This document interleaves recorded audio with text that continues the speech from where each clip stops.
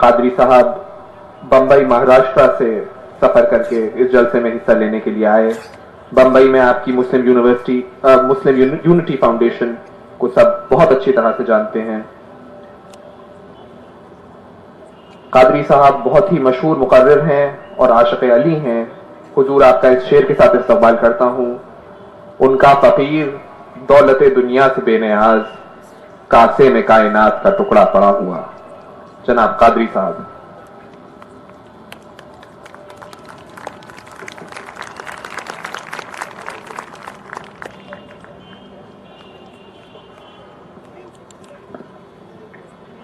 السلام علیکم ورحمۃ اللہ تعالی وبرکاتہ. نحمده ونصلی ونسلم علی رسولہ الکریم. اما بعد فاعوذ باللہ من الشیطان الرجیم. بسم اللہ الرحمن الرحیم. قل لا اسألکم علیہ اجرا الا المودة فی القربى.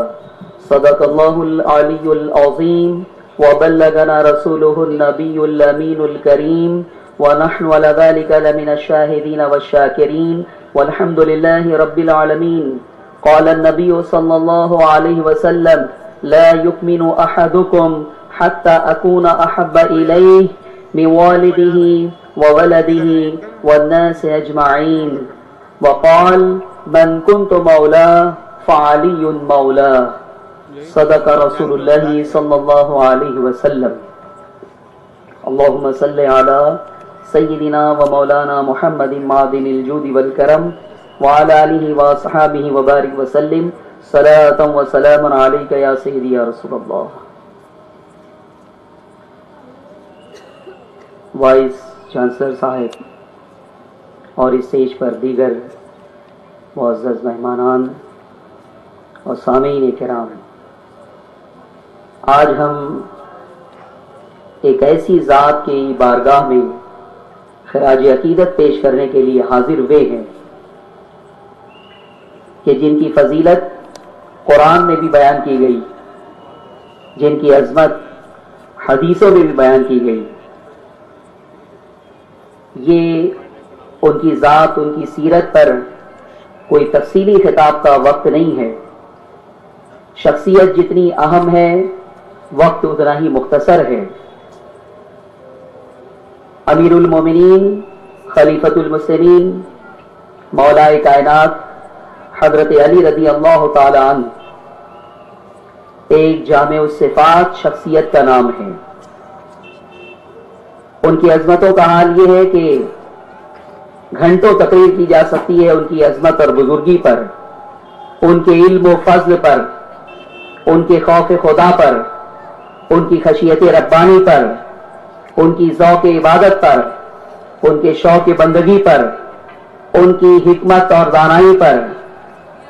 ان کی عظمتوں کا حال یہ ہے کہ وہ امام الانبیاء، سید المرسلین، پیغمبر عرب محمد عربی صلی اللہ علیہ وسلم کے داماد بھی ہیں، چچا زاد بھائی بھی ہیں، اور خاتون جنت حضرت فاطمہ الزہرا رضی اللہ تعالی عنہا کے شوہر بھی ہیں، حسنین کریمین کے والد گرامی بھی ہیں. پورا خاندان نبوت سے وابستہ ہے، خاندان نبوت ہے یہ. اور مولائے کائنات کی عظمت اور بزرگی دنیا میں صرف ایک چھوٹا سا طبقہ ہے جو منکر ہے، ورنہ دنیا کے اسلام میں جتنے فرقے پائے جاتے ہیں مولائے کائنات کی عظمت اور بزرگی کے اوپر سب کا اتفاق ہے اور سب ان کو واجب الاحترام اور قابل ادب سمجھتے ہیں. ان کی عظمت، ان کی بزرگی کے قائل ہیں. اور امام احمد بن حنبل رضی اللہ تعالیٰ عنہ فرماتے ہیں کہ صحابہ کرام میں سب سے زیادہ اگر کسی کی عظمت اور بزرگی میں حدیثیں وارد ہیں تو وہ مولائے کائنات حضرت علی رضی اللہ تعالیٰ عنہ ہے. حدیث کی ہر کتاب میں ایک باب ہوتا ہے، باب الفضائل، باب المناقب، چاہے وہ سیاہ ستہ ہو یا دیگر حدیث کی کتابیں، ہر کتاب میں باب الفضائل اور باب المراقب ہوتا ہے، کوئی ایسی کتاب نہیں ہے جو فضائل علی سے خالی ہو۔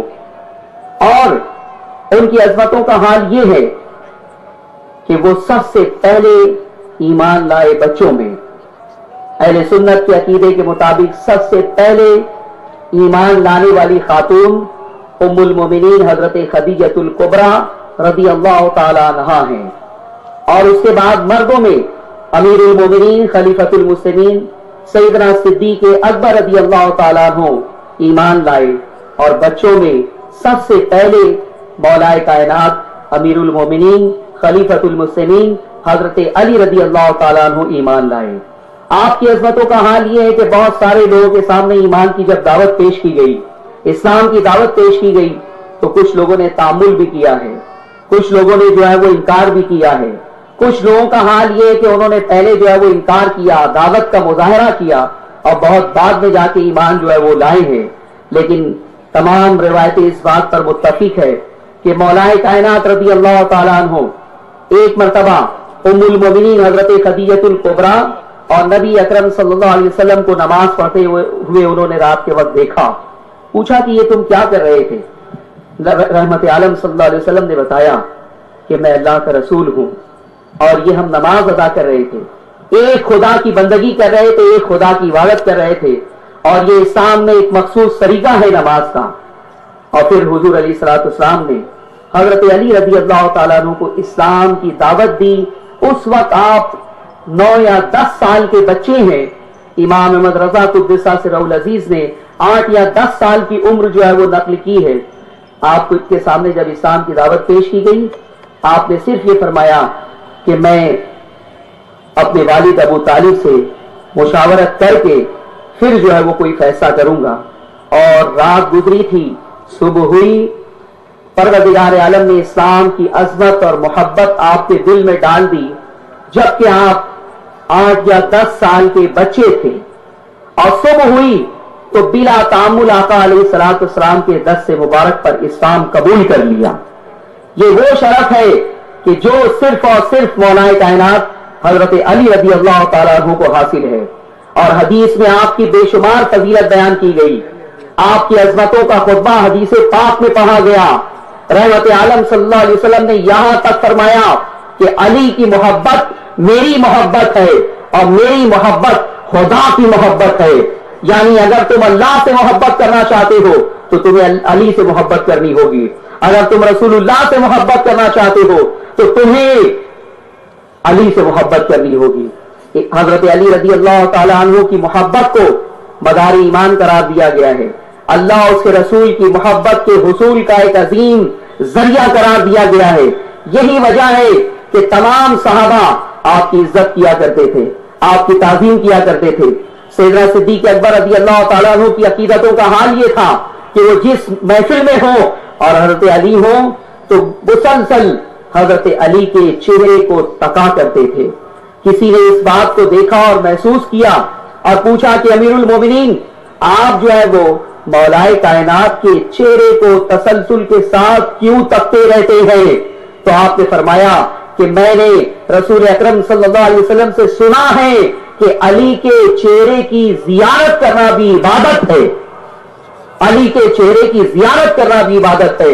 اس کے بعد امیر المومنین حضرت عمر رضی اللہ تعالیٰ عنہ کی عقیدت کا حال یہ ہے کہ آپ بڑا احترام کرتے، ادب کرتے، لحاظ کرتے، اور علم فقہ میں حضرت علی رضی اللہ تعالیٰ عنہ کو جو مہارت تامہ حاصل تھی اس کے ایسے قائل تھے کہ حضرت عمر رضی اللہ تعالیٰ عنہ کوئی فیصلہ مولا کائنات کے بغیر نہیں کیا کرتے تھے۔ اگر کوئی فیصلہ کرنے کے لیے آ جائے، حضرت علی رضی اللہ تعالیٰ عنہ وہاں موجود نہ ہو تو حضرت عمر رضی اللہ تعالیٰ عنہ انکار کر دیا کرتے تھے کہ اس وقت فیصلہ نہیں ہوگا، اس لیے کہ علی اگر نہیں ہوں گے تو ہم فیصلے میں غلطی کر سکتے ہیں، لیکن اگر علی ہوں گے تو ہم شرعی فیصلہ کرنے میں کوئی غلطی نہیں کریں گے۔